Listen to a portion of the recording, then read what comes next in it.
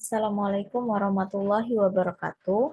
Kali ini saya akan membahas materi tentang konsep dan dasar hukum pajak penghasilan. Saya, Vira Anggraini dengan NIM C1C021104 dari kelas R12 Akuntansi. Yang pertama, pengertian pajak.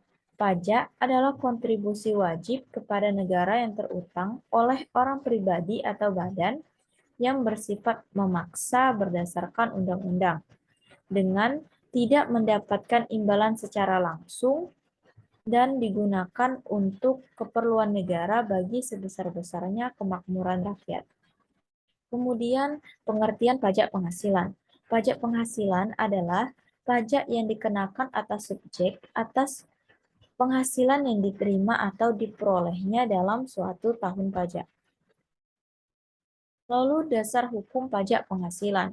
Peraturan perundangan yang mengatur tentang pajak penghasilan di Indonesia adalah Undang-Undang Nomor 7 Tahun 1983 yang telah disempurnakan dengan Undang-Undang Nomor 7 Tahun 1991, Undang-Undang Nomor 10 Tahun 1994,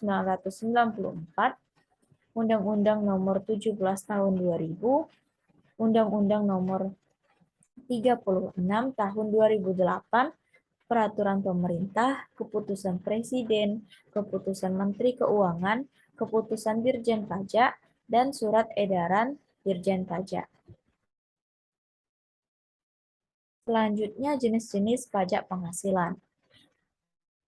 Ada beberapa jenis pajak penghasilan, yaitu pajak penghasilan pasal 21 atau PPh 21, pajak penghasilan pasal 22 atau PPh 22, pajak penghasilan pasal 23 atau PPh 23, pajak penghasilan pasal 4 ayat 2 atau sering disebut dengan PPh final, lalu pajak penghasilan pasal 25 atau PPh 25, pajak penghasilan pasal 26 atau PPh 26, pajak penghasilan pasal 29, dan pajak penghasilan pasal 15. Lalu subjek pajak penghasilan. Yang termasuk subjek pajak penghasilan ada orang pribadi, warisan yang belum terbagi sebagai satu kesatuan menggantikan yang berhak, kemudian badan, dan bentuk usaha tetap. Jenis-jenis subjek pajak penghasilan. Yang pertama ada subjek pajak dalam negeri dan subjek pajak luar negeri.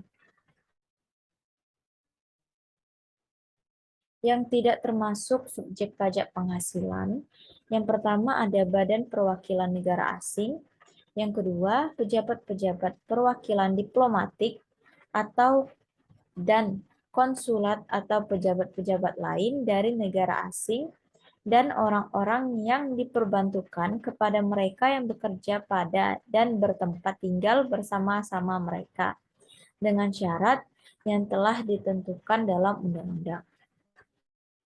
Organisasi-organisasi internasional dengan syarat yang terdapat dalam undang-undang, dan pejabat-pejabat perwakilan organisasi dengan syarat tertentu yang terdapat dalam undang-undang.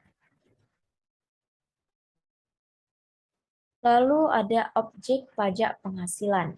Yang termasuk objek pajak penghasilan, yang pertama penggantian atau imbalan berkenaan dengan pekerjaan atau jasa yang diterima atau diperoleh, termasuk gaji, upah, tunjangan, honorarium, komisi, bonus, gratifikasi, uang pensiun, atau imbalan dalam bentuk lainnya, kecuali ditentukan lain dalam undang-undang ini.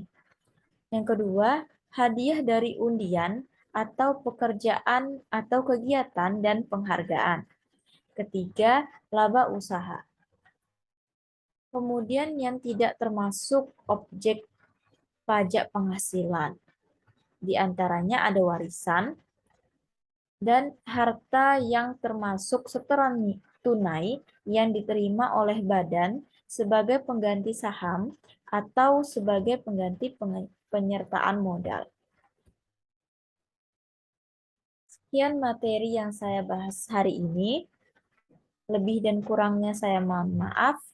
Terima kasih. Wassalamualaikum warahmatullahi wabarakatuh.